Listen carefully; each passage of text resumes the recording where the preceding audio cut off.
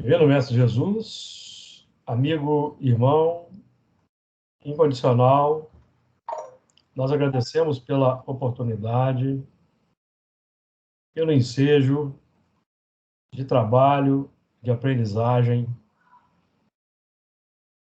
com que somos favorecidos e temos sido favorecidos nesse momento em que nós não temos podido operar da Fraternidade Espírita Camilo Chaves em função das restrições mais do que naturais causadas pela pandemia. Mas nós agradecemos pela oportunidade que estamos tendo daquele maior intercâmbio com os corações familiares,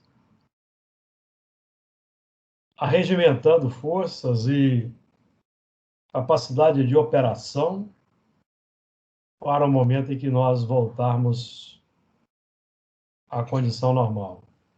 Pedimos o necessário amparo, inspiração, orientação, e que o assunto de hoje, os pontos aqui abordados, que aqui serão abordados, possam ser úteis para os irmãos em estágio de aprendizagem e reajustamento na fraternidade e nas ambiências espirituais dos nossos lares. Que assim seja.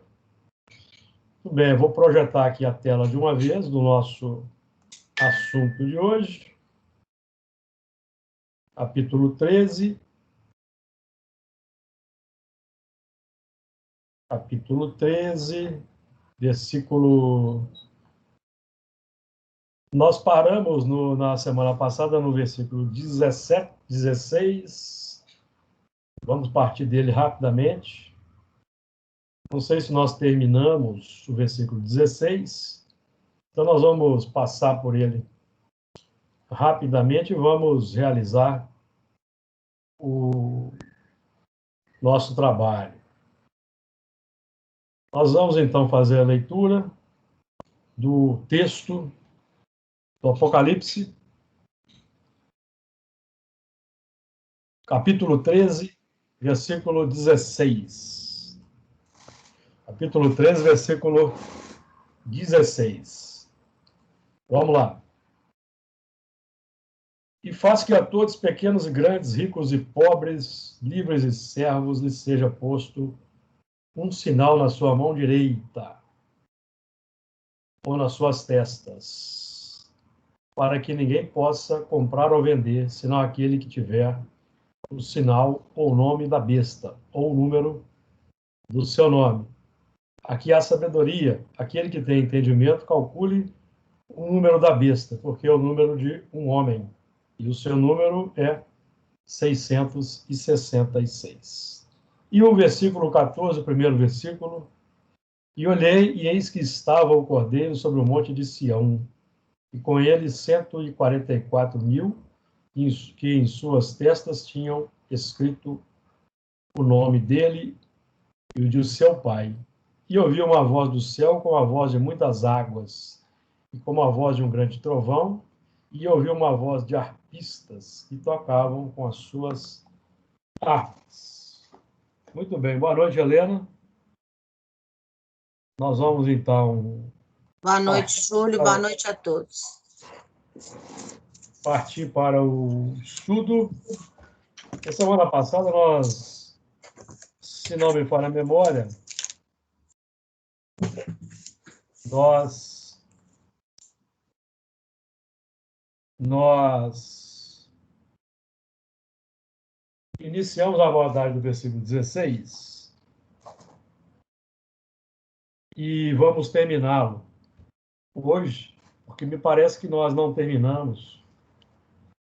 De qualquer forma, é sempre bom dar uma passada nesse versículo, que é o seguinte: faz que a todos, pequenos e grandes, ricos e pobres, livres e servos, lhe seja posto um sinal na sua mão direita ou nas suas testas.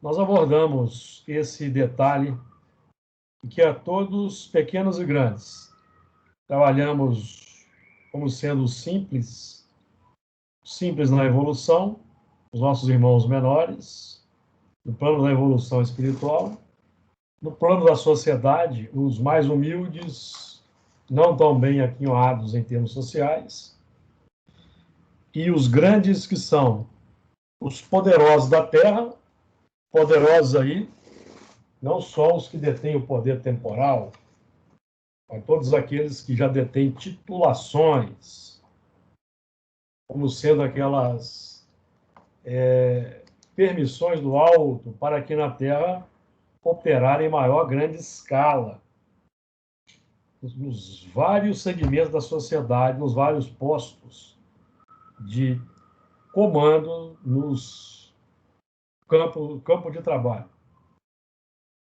Certo? Então, dois aspectos aí para nós considerarmos.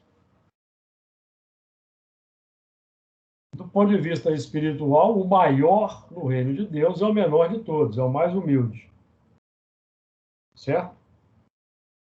Esse é o maior no mundo espiritual, que vai chegar em melhores condições. E no mundo espiritual, obviamente, vai exercer um poder de comando nas áreas de trabalho e de distribuição do ensinamento. Ricos e pobres, abordamos também mais ou menos a mesma questão dos pequenos e grandes. Os ricos já dotados pela evolução de muitos valores informativos e os pobres dos valores nobres, que são aqueles que estão em busca, pobre de espírito na conceituação de Jesus, que abrem seu coração com humildade para a recepção da boa semente, a semente que é lançada por Jesus. E o pobre de espírito é aquele que traz o terreno do coração fertilizado, adubado, irrigado. Livres são os que já amam. Todos os que amam, não mais a si mesmo, porque o que ama apenas a si mesmo é escravo. Escravo de si mesmo, das consequências das suas ações. O livre, segundo a abordagem que o Evangelho e a doutrina espírita nos possibilitam fazer, são os que amam efetivamente. Servos, já falamos, né? Os escravos.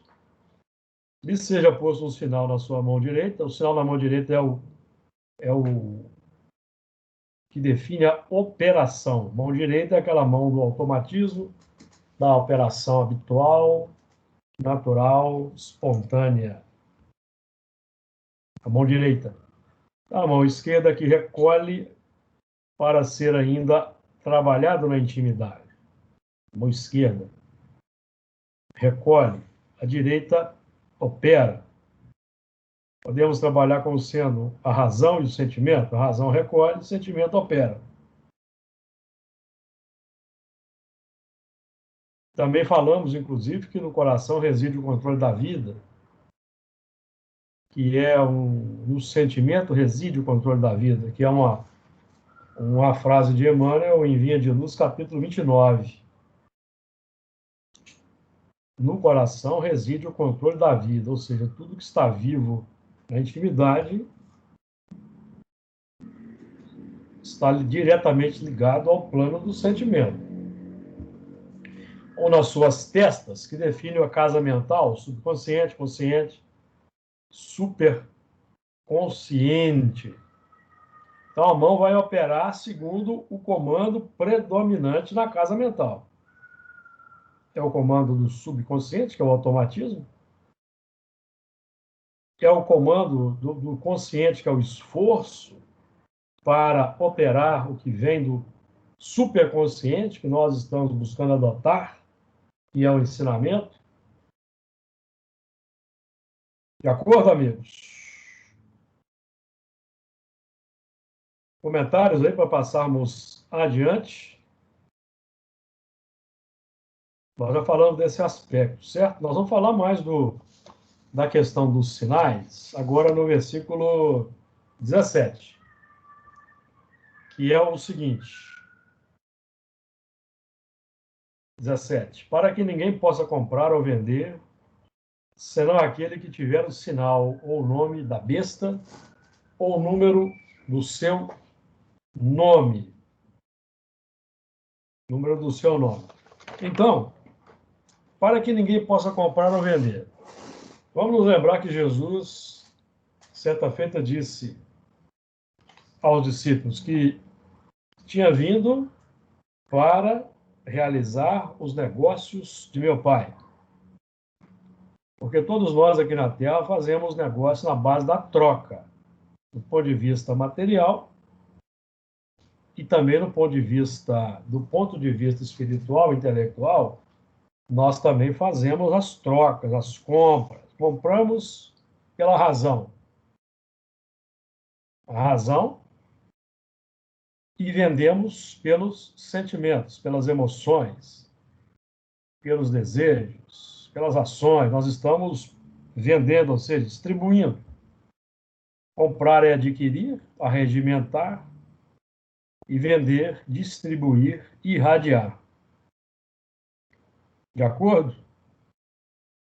Então, nós podemos estar na Terra buscando o aplauso ou buscando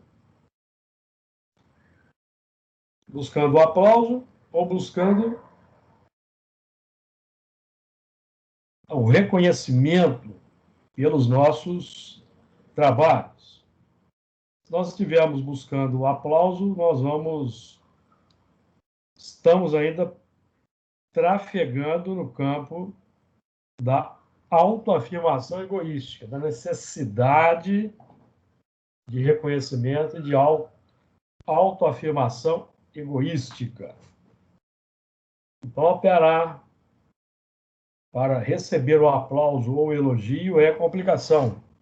Então, nós devemos banir esse tipo de lutar contra essa tendência da vaidade de buscarmos aí o aplauso, a autoprojeção, que tem muita gente que busca a autoprojeção, força a porta, não espera o convite. Mas nós também não podemos permanecer aguardando o convite, nós temos que nos apresentar. Não é? Na Casa Espírita, nós nos apresentamos quando nós nos oferecemos para alguma atividade. E não é na atividade, naquela atividade mais nobre, digamos assim, entre aspas, tá? Porque aqui se apresente já querendo chegar pela porta da palestra. Não, eu gostaria de fazer palestra. Complicação, certo? Eu aprendi, pelo menos eu aprendi assim, quando eu me iniciei na doutrina espírita, a me oferecer para as tarefas pequenas. Campanha do quilo, arrumação das cadeiras na sala, aguardando. É por aí. É por aí que nós nos apresentamos. Agora tem elementos que já querem chegar chutando a porta. Não sei se vocês estão entendendo a colocação. Que chegam com prepotência, com arrogância. Aí é complicação, certo? Para que ninguém possa comprar ou vender, então nós compramos o campo da ideia, aquela ideia que nós aceitamos, mas que a aceitação dessa ideia passa pelo campo do sentimento. Certo? Nós aqui estamos fazendo um trabalho no plano didático. Porque para que uma ideia seja adotada, na base está a afeição pela ideia. Certo?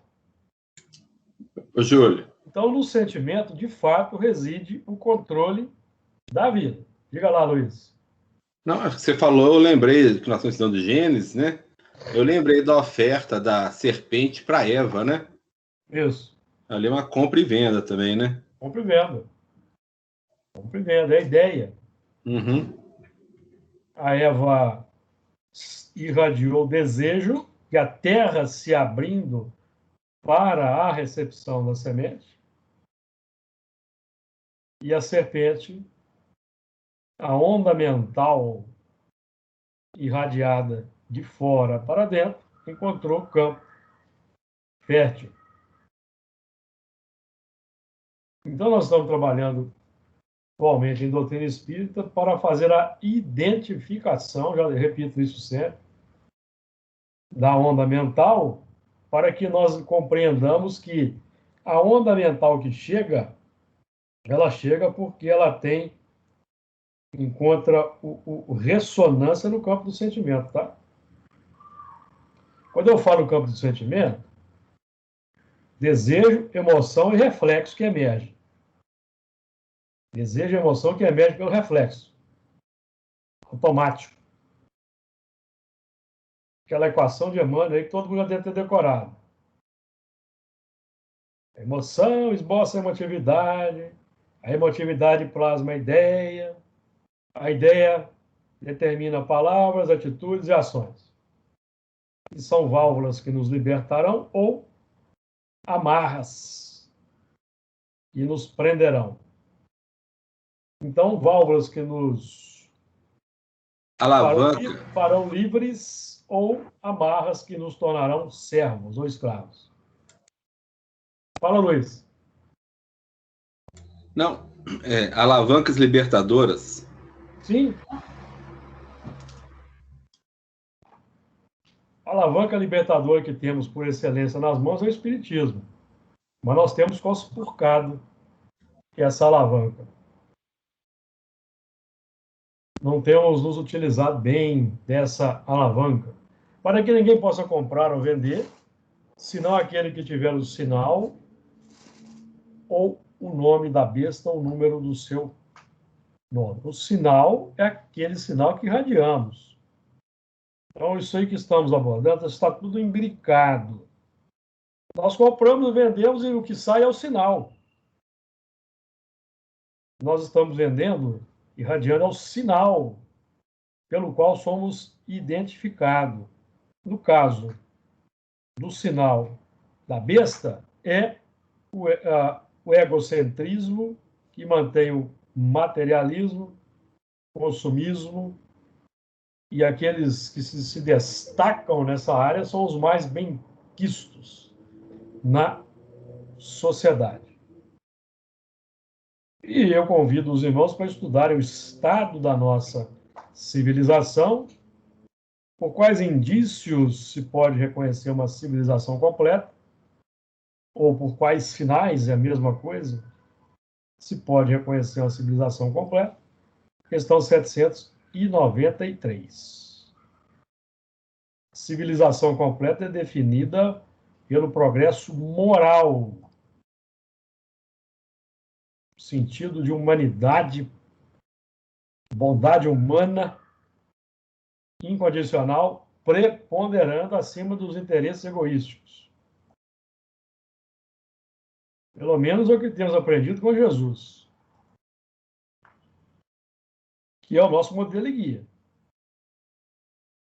Até as últimas consequências, conforme aprendemos com Kardec. Senão aquele que tiver o sinal ou o nome da besta ou o número do seu nome. O nome da besta, meus amigos, é identificação.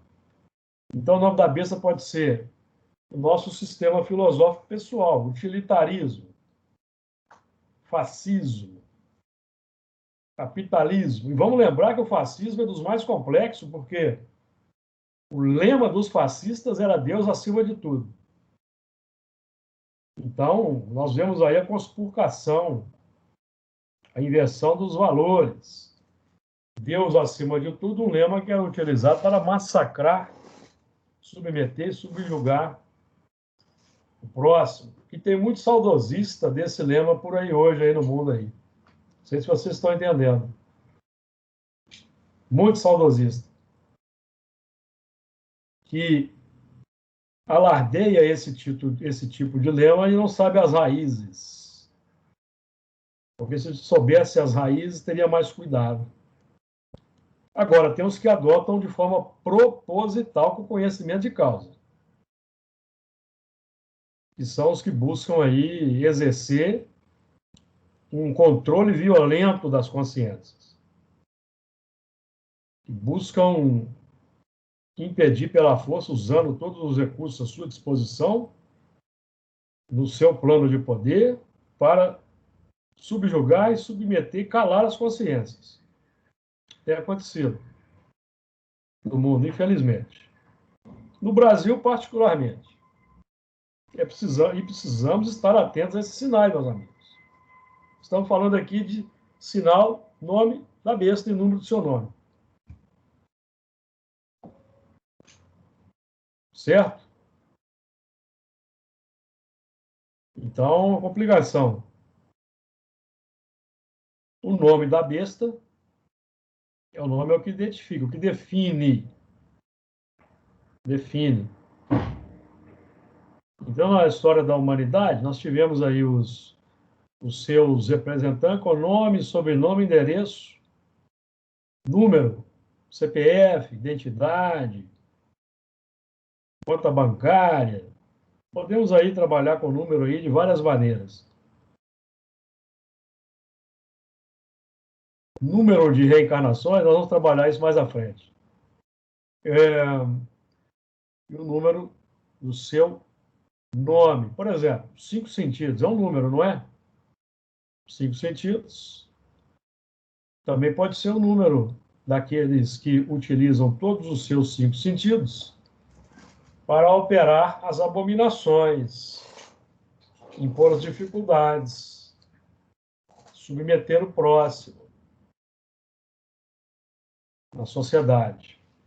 São os sistemas violentos, criminalidade, opressão do capitalismo, dos totalitarismos, fascismos, extremismos. E o que é pior, isso se inseriu no campo da religião.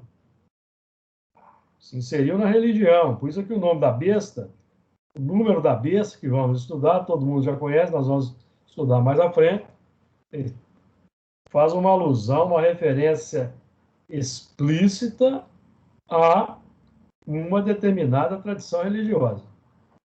Todo mundo conhece qual é. Nós vamos falar dela quando chegar o momento, no versículo 18. Certo? Comentários, pessoal? Então, nós compramos pelos 5 sentidos, tá? Que são aí a expressão, tanto para adquirir e para irradiar, tá? 5 sentidos. 5 sentidos. Mais as 2 instâncias psíquicas, razão e sentimento, nós temos aí a totalidade dos 7 na estrutura psicofísica do ser humano. Então, os 5 sentidos vão operar segundo o comando da razão e do sentimento. Ficou claro? Comentários, pessoal? Alguém quer trazer algum comentário? Para avançarmos para o versículo 18. Versículo 18. Aqui há sabedoria. Aquele que tem entendimento,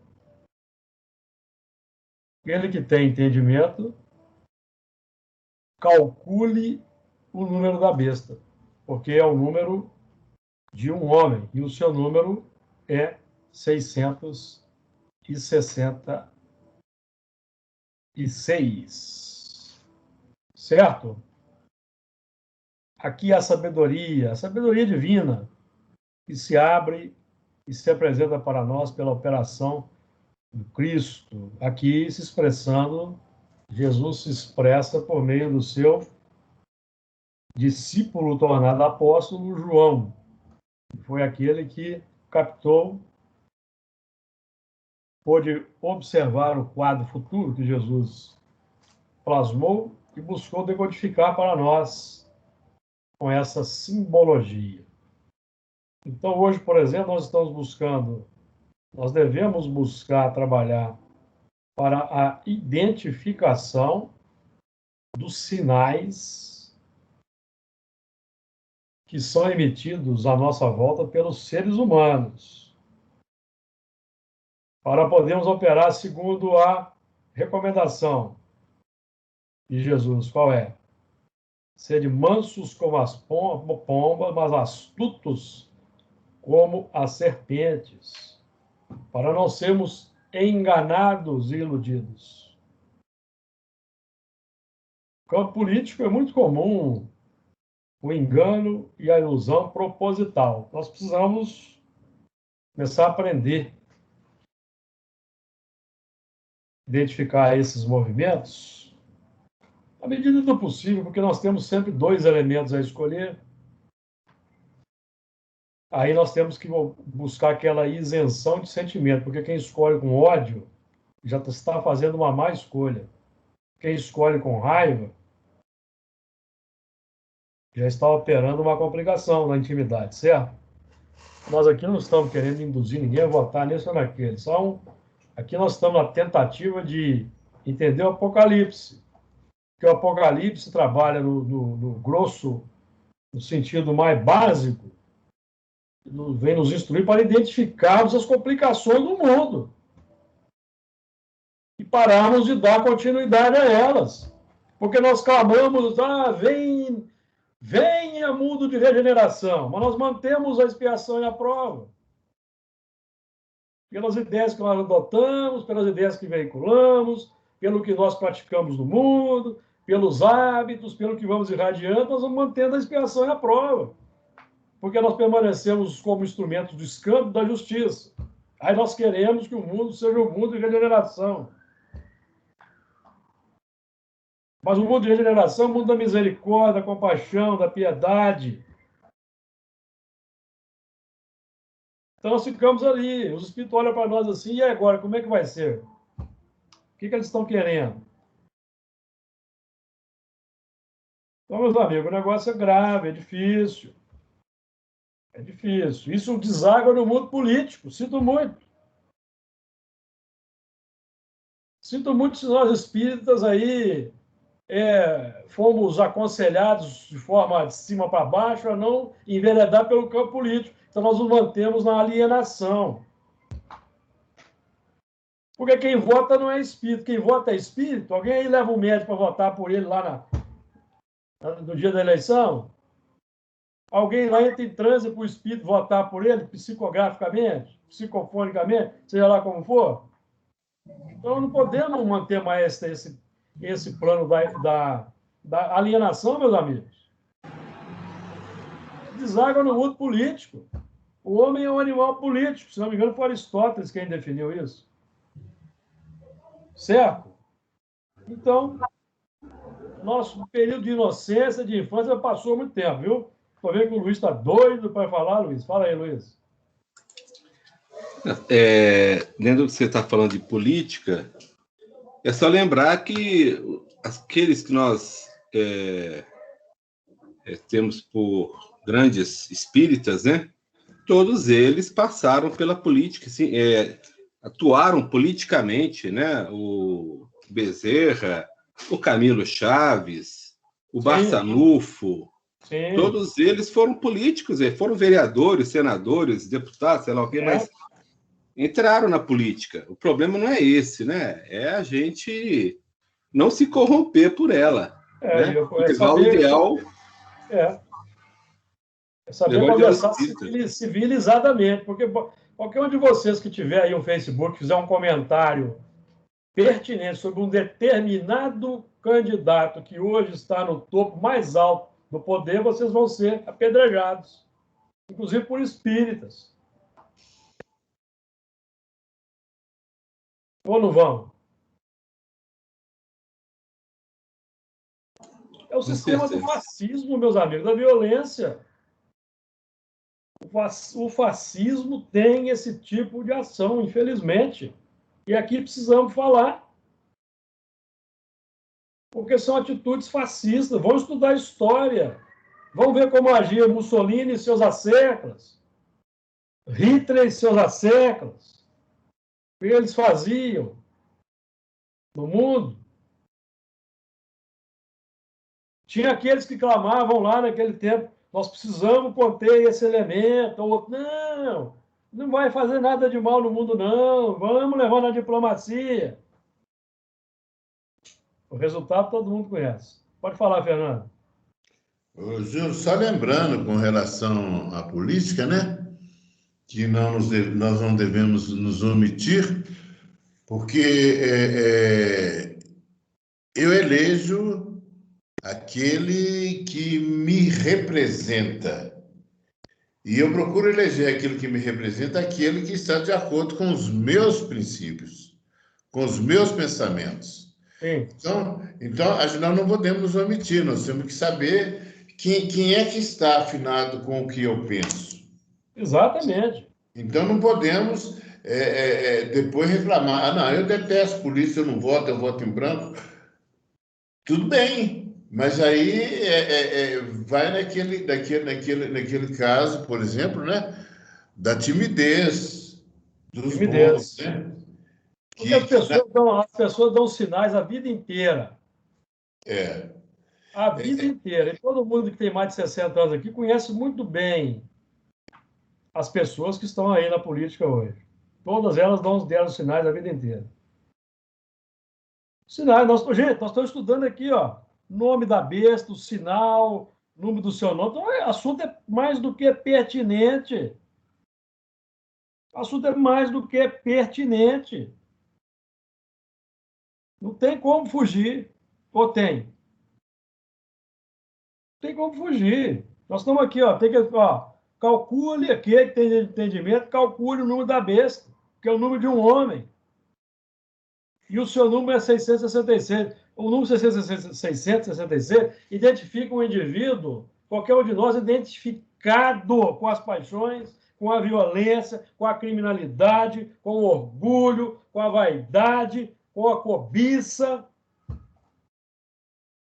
que é o número da besta. O número do cordeiro é o 777, que é o oposto. Desculpe, gente, vou ter que falar disso. Nós estamos aqui para nos manter no terreno místico da adoração, sem entender as coisas. Como é que, se a gente não identificar qual que é o número da besta, nós mesmos não vamos nos transformar? Nós vamos ficar fingindo, brincando de espiritismo no mundo, achando que fazendo campanha do quilo, atendendo o SOS Press, dialogando com os espíritos, sendo médium, sendo psicógrafo, entregando sopa, está resolvendo o problema. Não está. Está resolvendo o problema. Está angariando amigos. Esses amigos podem ser aqueles que vão nos acompanhar até o mundo novo, consolando-nos. Pode ser. Porque nós ficamos no campo da inoperância, cultivando nos mantendo no plano 666. Nós vamos esmiuçar mais à frente. Que é a sabedoria, então nós temos que acionar a sabedoria, meus amigos. Os conteúdo intelectual filosófico para desenvolver a sabedoria nós já temos. Aquele que tem entendimento, que é o entendimento em novas bases, não apenas o intelectual, que manobra com palavras para demonstrar superioridade, que são os sofistas, são os que têm capacidade de argumentação. No nosso caso aqui, nós identificamos Jesus como sendo a fonte da sabedoria. Porque esse é o número de um homem. Porque esse é o número de um homem. É o número de um homem, não é o número de um animal, de uma coisa inanimada, não. É o nome de um homem. O nome de um homem por quê? Identifica o espírito formado, com a razão desperta. Por que é o número de um homem? Porque nós estamos falando aqui das características da besta, que caracteriza a besta, meus amigos, são as paixões desenvolvidas, que são os desvios do caminho. Diferencia a besta do cordeiro é o tipo de sentimento. No caso da besta, é o sentimento deturpado, o instinto transformado em paixão, que é o abuso, pelo abuso de que se cresceu à vontade. Que nós estudamos a questão 907 do Livro dos Espíritos. O número de um homem. Espírito com pensamento contínuo, dotado de razão. De acordo? Porque os animais estão na linha natural da evolução e, evidentemente, não são besta no sentido aqui que estamos estudando. A besta aqui é aquele que se fez besta. Se manteve no plano da irracionalidade, da instintividade, da animalidade, mesmo tendo o conhecimento. E os espíritos não cansam de nos incentivar, de nos aconselhar a abandonar a instintividade primitivista, Emmanuel. Ou a animalidade primitiva. Emmanuel, mais de uma vez, que é o desafio.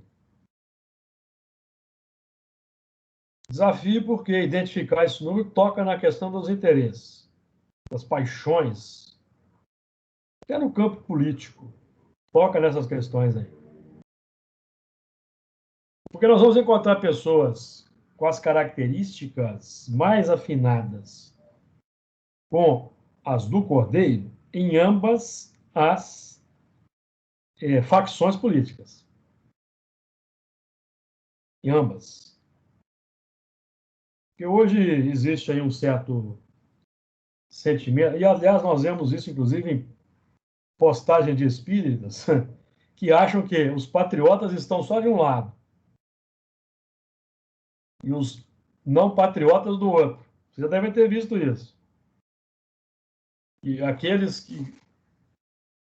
que concordam com certa ideia são os que são os legítimos patriotas, e eles querem impor isso com violência. Está na sociedade aí, está no Twitter, está no Facebook. Certo, amigo? O compromisso aqui não é com identificar pessoas, é identificar ideias. Ideias, tá? Nós temos que identificar ideias para lutar contra as ideias, inclusive denunciar para a polícia quem faz certos tipos de ameaças, ou seja lá o que for, identificar, entregar para a polícia e ter compaixão de quem emite as ideias. Não é ter ódio, não é ter raiva. Certo, meus amigos? Porque o problema do ódio e da raiva é de quem? É de quem emite. É de quem age com ódio e com raiva. E está mantendo um sinal, meus amigos. Está vendendo, irradiando. E ao que tem, mais será dado. E não combate a raiva, o ódio, ela cresce na intimidade. E vai colocar um filtro complexo no campo da identificação e do discernimento.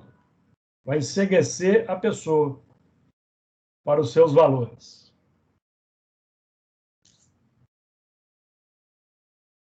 Porque o campo religioso do espiritismo, não é mais tradicional, não. No tradicional, você faz o que você quiser no campo social, emite o pensamento que quiser, o sentimento que quiser, apedreja, julga, odeia, tem raiva, tem ira, tem inveja, tem ciúme, tem vaidade, tem orgulho, e vai lá na religião tradicional, ajoelha, faz a oração, arrepende, confessa, está absolvido, aí volta a fazer as mesmas coisas. Então nós temos esse tipo de religião no mundo. Define que você vai lá e confessa, está absolvido, e outra que diz que você pode, no último dia, arrepender de tudo, está resolvido também. Você passa a vida inteira fazendo abominação na pauta da besta. No último dia você se arrepende. Então, o nosso terreno não é mais esse, não. Isso aí é terreno, esse é o jardim da infância. O jardim da infância. Nós hoje aqui estamos estudando espiritismo. Nós estamos em outro departamento de conhecimento. O espiritismo é um humanismo altamente qualificado pelo padrão que Jesus demonstrou. Certo? Isso a gente precisa entender claramente. Porque o lema do Espiritismo é fora da caridade não há salvação. Não é da caridade de entregar o marmitex, não. A caridade no sentido ampliado das emoções nobres, acolhendo. Porque quando Jesus discutia com os fariseus e criticava os fariseus, ele não os odiava, ele os envolvia com compaixão e piedade. Mas ele era educador. Então, existe muita confusão no meio religioso com esses apontamentos. E nós estamos estudando Espiritismo para quebrar essa venda, meus amigos, esse véu milenar, viu? Comentários? Alguém quer falar alguma coisa? Aquele que tem entendimento, calcule o número da besta, porque é o número de um homem. Então, o número da besta, podemos trabalhar aí com o número de reencarnações que a nossa manutenção no plano da besta vai exigir para a sua desativação. Quantas reencarnações?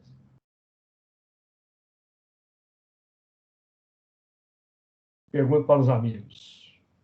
Porque o número do cordeiro, que também tem um número, define diminuição de reencarnações. O da besta, ampliação. Ampliação.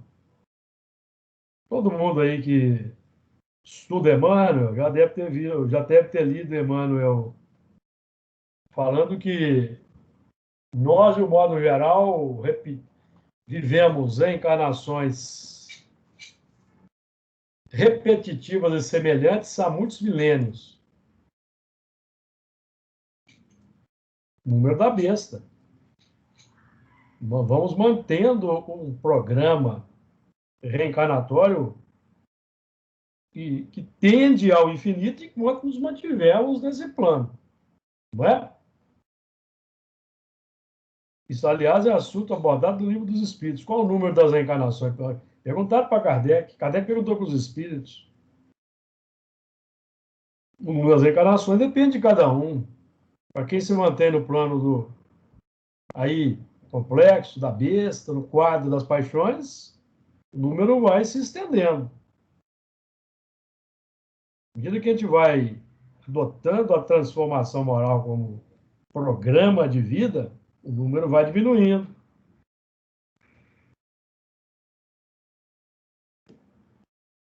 Certo? Se no mundo tem um número muito grande de irmãos que se mantém no plano da besta, então o mundo é um mundo de expiações e provas. Quando a maioria for boa, como define Kardec na Gênesis, então o mundo será um mundo feliz.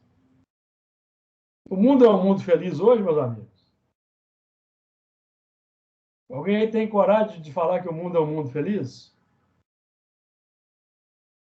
Individualmente, nós até podemos já estar no plano de felicidade, nós aqui individualmente, mas o mundo como um todo é um mundo feliz?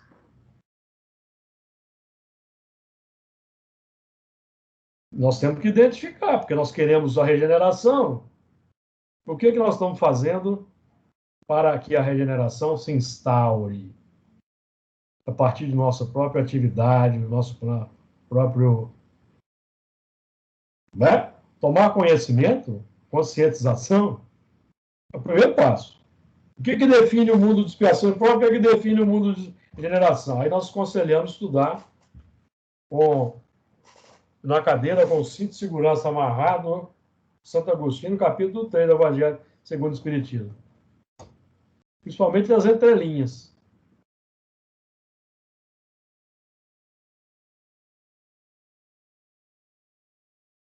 Vocês viram esses dias aí que fizeram uma pesquisa e descobriram o país mais feliz do mundo? Vocês viram isso? Qual é o país mais feliz do mundo? Alguém poderia falar assim, o Brasil, que é a pátria do Evangelho, é potencial, sabe-se lá se vai concretizar. Finlândia. País onde as pessoas são mais felizes. Certo, meus amigos? Na pauta do que a gente aprende quando não tem espírito. O bem-estar social vai aumentar no mundo e ele favorece a felicidade. Depois, o segundo movimento é o progresso moral pleno. A primeira fase é estabelecer uma equidade social na Terra. Acabar com a desigualdade social que vemos no mundo. Como que alguém pode... quando nós dizemos que somos felizes, é relativamente, porque eu não consigo ser feliz vendo o quadro de moradores de rua que eu vejo todos os dias que eu saio para fazer alguma compra. De pedintes. Pessoas que não têm as condições básicas para uma existência digna. Certo, Fernando? Nós não podemos ser indiferentes. Não podemos ser indiferentes. Se nós não vamos dar o pão material para esses irmãos, nós não temos condições de dar para todos, vamos lhes dar a bênção do sentimento de compaixão, de piedade para com eles. E vamos endereçar um olhar, um sorriso, um olhar de simpatia, até para dizer o não, porque aí estão recebendo alguma coisa de positivo no mundo. Até que a sociedade, como um todo, consiga solucionar esses dramas,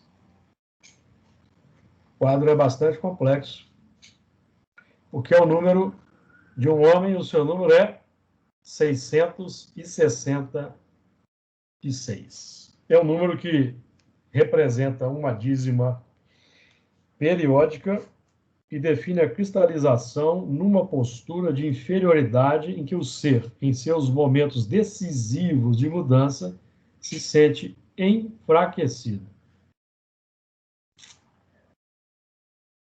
É aquele momento em que nós precisamos dar o passo adiante, mas não conseguimos. Permanecemos na mesma. Não alcançamos a libertação, que é o 7. O 7 é a libertação da expiação e prova, meus amigos. Estou falando aqui em termos de libertação do sofrimento, conquista da felicidade. Então, o 666 define aqueles elementos que têm todas as condições, os preparativos todos já no campo interior, já regimentaram os valores que a evolução proporciona para agora adotar o amor como parâmetro pleno, mas não conseguem vencer o egoísmo. E se mantém no campo triste da violência, ou da maldade, ou da falta de empatia pelo próximo, da indiferença moral, embora tenhamos valores intelectuais suficientes para que eles possam avançar, mas preferem se manter no campo da indiferença moral. Então, são os elementos que hoje definidos como os que serão transmigrados, os que têm conhecimento do Evangelho, do amor, mas não operam segundo esse nome, certo? Que nós identificamos. O amor ao próximo não opera. Eles mantêm o mundo no estágio em que nós estamos. São os que serão transmigrados, os cristalizados, que já estão sendo. Temos visto. As reuniões mediúnicas aí de várias casas têm relatado esse movimento, a transmigração. De acordo?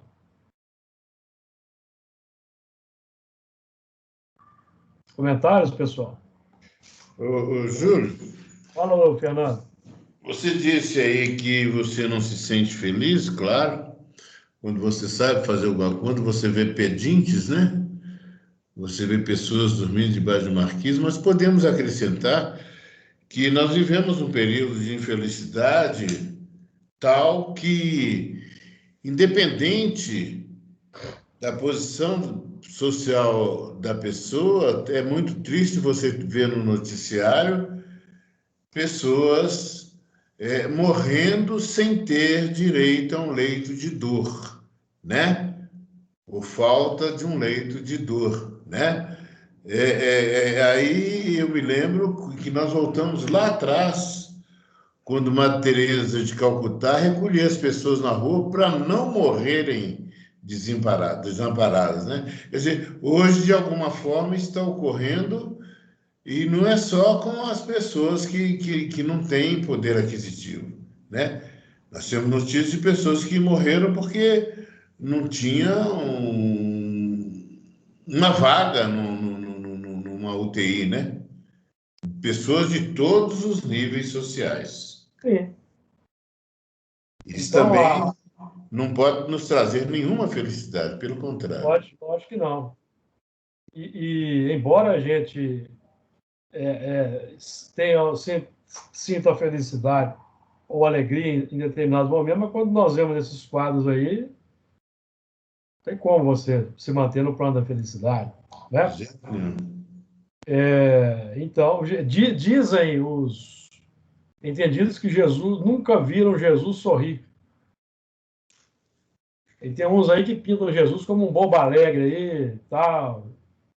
Porque como que Jesus poderia sorrir no mundo que ele via à sua volta? Certo? Então a gente deduz que Jesus era um espírito feliz pela conquista. Mas ele não sorria perante os quadros que se apresentavam. Então, esse é um movimento que nós devemos exercitar, porque aponta que nós estamos avançando no campo do combate à falta de empatia, porque hoje a falta de empatia campeia. Nós vemos aí, desculpa, mas eu vou falar agora claramente um quadro que nós vimos na televisão. Pessoas vestidas de verde, amarelo, com bandeiras do Brasil, em carros de luxo, fazendo buzinaço em frente a um hospital contra as campanhas de isolamento social. Então, meus amigos, são as pessoas que se definem como sendo as patriotas, que querem consertar o Brasil.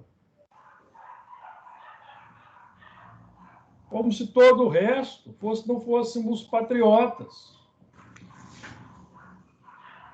Então, são quadros graves que nós precisamos enxergar e precisamos botar o dedo na ferida. Botar o dedo na ferida. Existe muita omissão nessa área aí.